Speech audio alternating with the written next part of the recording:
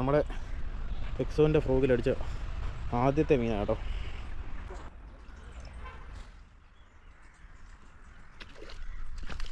അയ്യോ പോയടൂ. ആഹാ നമ്മുടെ രണ്ടാമത്തെ വരാൽ.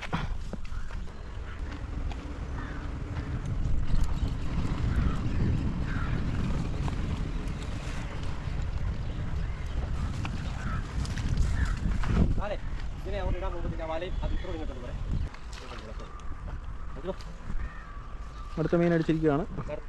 ആശം വാരുക. ഇച്ചിരി സൈസുള്ള വരാൻ.